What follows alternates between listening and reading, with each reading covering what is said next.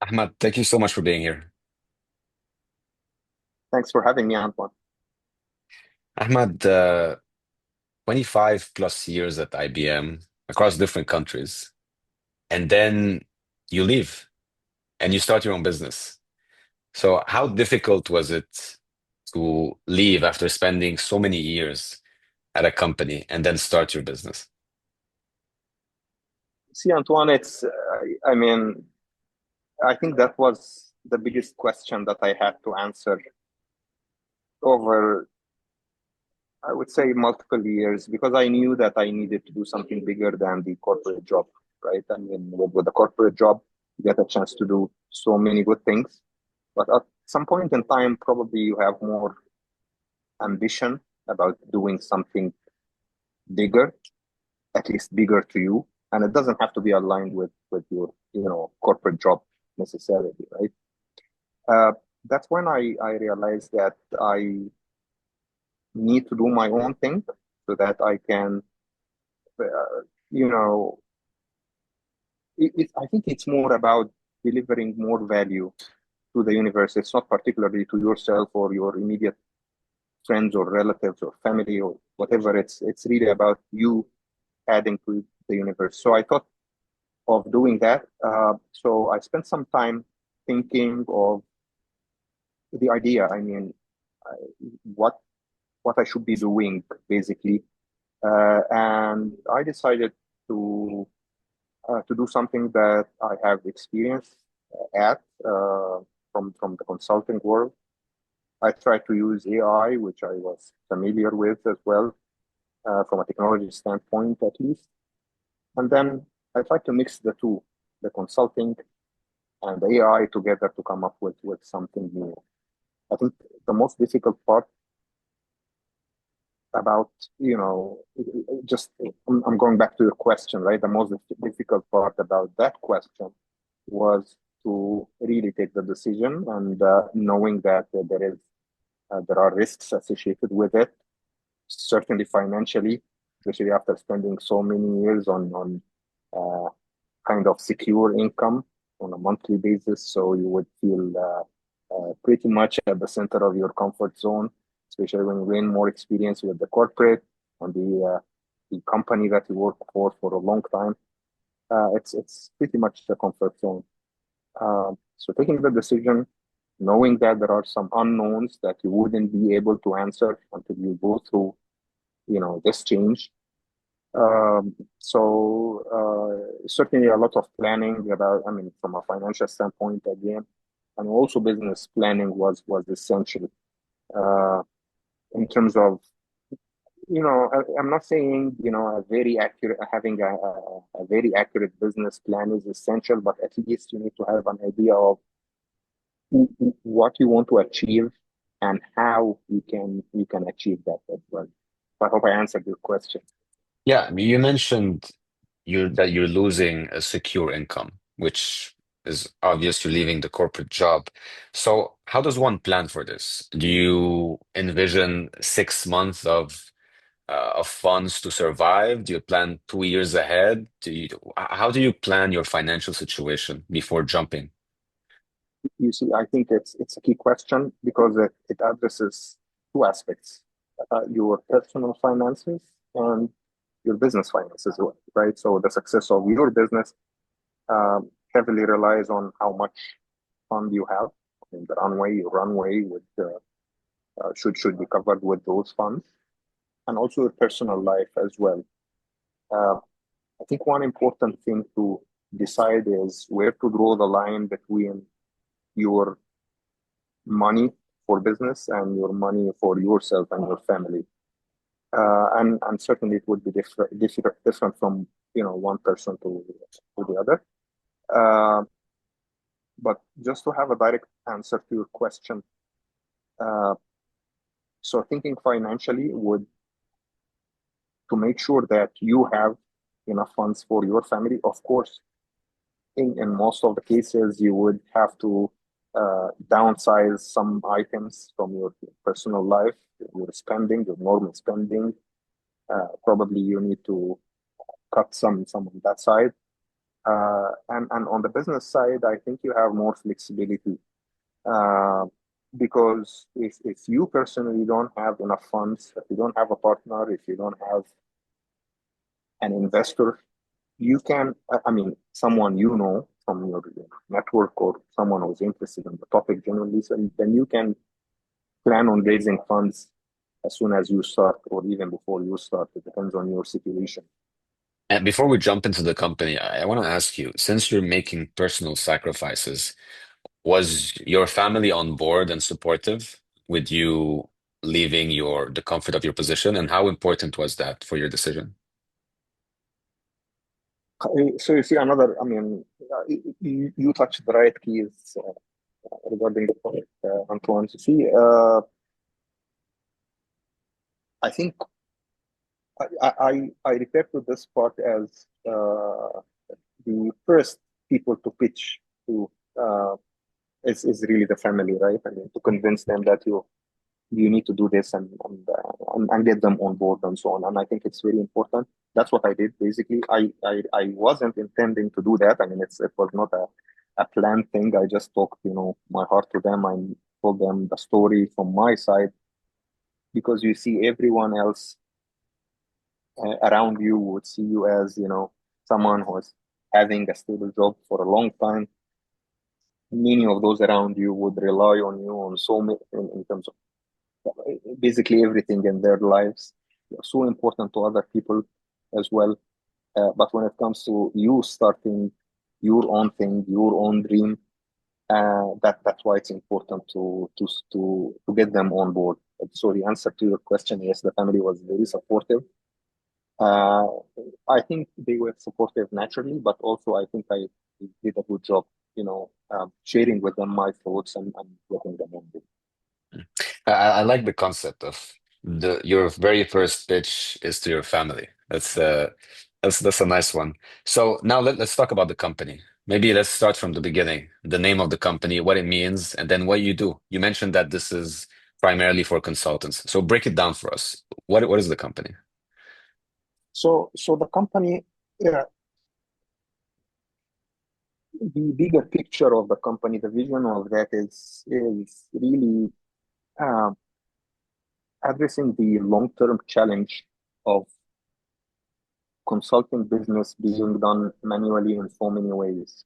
I'm talking about consulting in terms of uh, transformation, including digital transformation, uh, strategy, all of the, I mean, there are um, many areas of consulting that has been done in a so manual and traditional way. And even recently, when consultants and consulting firms started to introduce technology in their workflow, um, I think it's still targeted in a very shallow way, if that's the right way to describe it.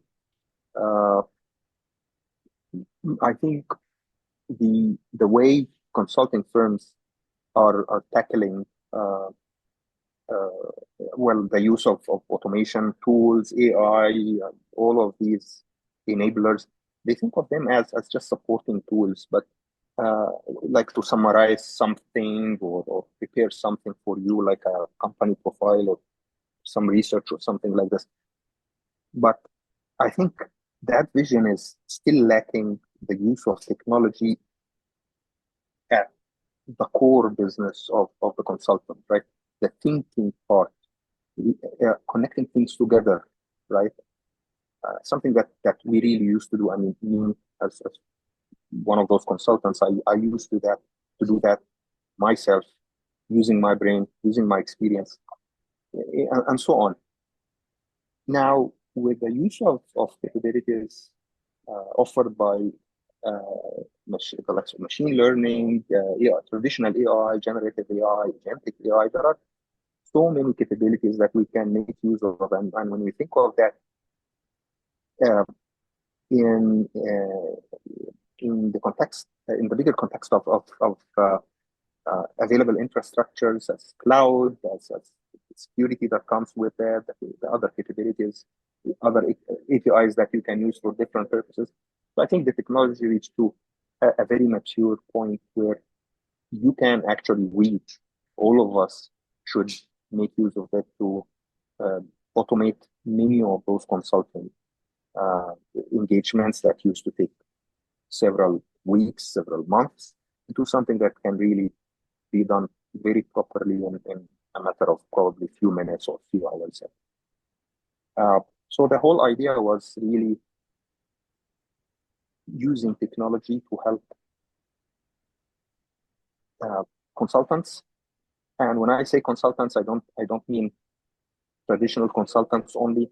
I mean any one of us can be consultant, even if we are part of a bigger organization, like you work for a bank, if you work for a government agency or something, you can still be an inside consultant for them, especially that you are probably an SME in your particular industry better than anyone else. You know your organization, you know your market as part of that bigger organization, and you know the organization certainly much better than anyone else from outside.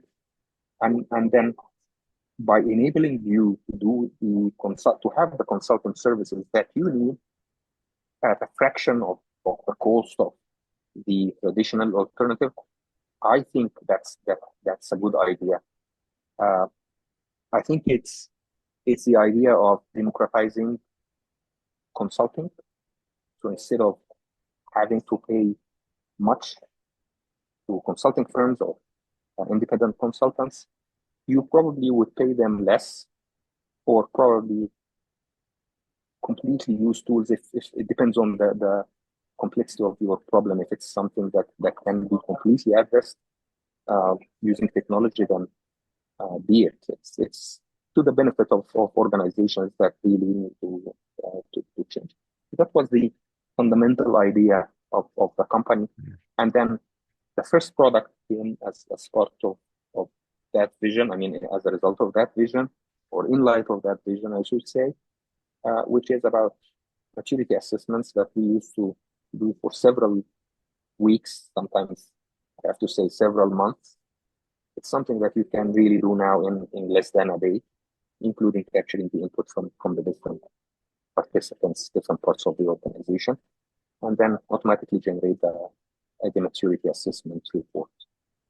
Uh, with that, I think I mean, AI is being used in so many, in so many use cases, so many ways of our lives. But I think the area of consulting is an underserved area. And even the parts of consulting or the areas of consulting that are being covered by technology are really, really limited compared to, the amount of person days that are spent in a typical project. I think you asked about the reason for the name as well, Donexer. So I thought of having something that mixes the nature of of the company or what the company is trying to achieve. The company tries to help you, consultants, being traditional or part of an organization, uh, to do things in an excellent way or excellence. So the mix of doing in excellence, Donex, then I added ER, referring to the thing or the person that does that. So that's the thing that helps you do things in an excellent way. So Donex, it's a mix of the thoughts. I mean, that's original. Okay, so I want to break this down very quickly. Um, Typically, people hire consultants because they're the people who know how to automate things and make things faster. But you're helping consultants become better consultants by automating how they do their actual job. And I think the most interesting part of what you said is that you're redefining what it means to be a consultant because you're taking business experts, so knowledge experts, knowledge domain experts, and you're saying technically you're a consultant, you're not a third party, you're a consultant yourself because you're in the company to assist in the digital transformation. So we're going to help you become a more efficient internal consultant to your company so that the idea gets understood faster and more efficiently. So you're not dealing with the Deloittes and the big companies. You're actually dealing with these people who know the business very well. Very true, Antoine. So it's really, it's about closing the loop. I mean, you don't really have to Mm. a big consulting firm to get consulting services. When you think of something like, I mean, as an analogy, if you think of payment services, for example, I mean, in the past it was limited to banks, right? I mean, if you want to think of electronic payments, it was limited to banks. Now you have so many fintechs, many companies that process that as well, right? So having the service doesn't doesn't mean that you have to go to one of the traditional or the big players in the domain. And when you think of it, it saves a lot of time, money, and it's possible. It's viable simply because the fact that I think you mentioned it's about knowledge, right? In your description, you mentioned it's knowledge. So now, with the amount of data that the AI tools have access to now, probably the tools know better than many of the tech practitioners in some of the domains. So I'm talking about myself, for example. I spent so many years doing cloud adoption, for example. So this is probably not at the core of AI. I uh, I was surprised when I saw the first report auto-generated from our product about cloud adoption. Uh, because you see, when you think of the questionnaire that got generated and covered the different areas that should be covered, it's not something that I edited. It's really something that got generated. Uh, of course, you help it on how to think, but also it was not specific to cloud computing, for example. So it really injected 0% of my experience in cloud adoption, whereas the rest was I mean, actually everything was done by the product itself, and I was impressed by the accuracy and the breadth of coverage of the questions that got generated, and certainly, the what the product did with the answers that I provided as well, like fictitious answers. I pretended to be an organization, a client in that case, uh, and extracting the analysis and doing the analysis and extracting uh, insights from those and providing recommendations. That was so impressive. And I thought probably I wouldn't have been able to do that on my own because traditionally we used to be maybe three, four consultants working on any assessment engagement to make sure that we cover the different dimensions of that assessment, right? So I didn't know everything on my own. I needed others to do that, although I was so experienced in the domain. And you can think of the same about any other domain, you know, of transformation. Ahmad, unfortunately, I don't have much time left, so I'm going to ask you one last question, which is very intriguing to me. After such a long time at IBM, how many of the skills were transferable, and how many skills did you have to learn by yourself, things you weren't prepared for after almost more than a year with your own company? How much of that earlier knowledge helped you, and how many things were like new things you had to just experiment with and learn on your own?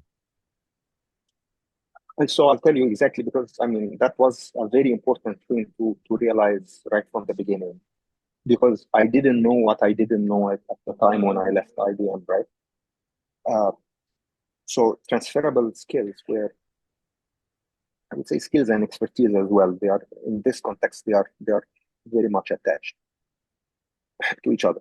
So the first one, which was very important, ability to plan, to professionally plan, including financial planning, including risk assessment, and realizing the key areas. I would say, I mean, you would understand that you need to have a go-to-market strategy, uh, your sales knowledge, your marketing knowledge. Probably I wasn't like an expert at all of these areas, but I was aware that these are things that need to be done, right? Even if I'm planning to get help from someone else or some other service provider, still I had to know that this is missing.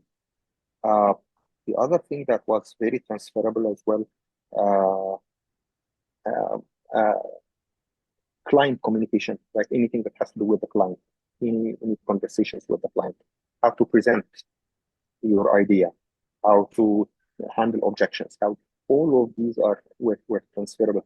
It was interesting to me that founders, I got to see that many of the founders that I met, they struggle to pitch their idea to investors.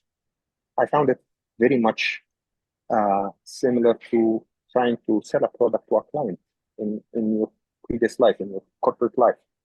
But I realized that there are so many founders that haven't been through that experience before trying to sell something. So that's why I think I realized that probably this is easy for me, but there were other areas that I needed to learn as well. Uh, so I'm moving to the skills that were not transferable. I mean, things. Well, I would say that I think of them as things that I had to learn. Uh, Number one, I would say the full business view, because you are running business end to end. In corporate life, you have a slice of, depending on your role, right? I mean, so thinking of the business as a whole, it's very important. Certainly, I mean, things like accounting, for example, I had very basic knowledge of that, but I had to dig deeper in that to understand how things should be run and so on. Uh, the third thing is very big emphasis, much more emphasis on sales, doing the sales fully. I mean, you are the seller of your own product, right? So that's why I needed to do that more, even more compared to what I used to do in corporate life. So there are many things that also about attracting talent, for example, because when in a bigger company, like a corporate company like IBM, it's not that difficult to find the talent and hire people, convince people to join your company. But if you are a small company, probably for an outsourcing service or something as well, it's not as easy, and it's your challenge to address. Especially if you want to have very talented people. Why join a small company if they could be joining a giant, which would be much safer? Ahmed, thank you so much for your time. I really enjoyed this conversation. Likewise, Antoine, and thanks again for having me.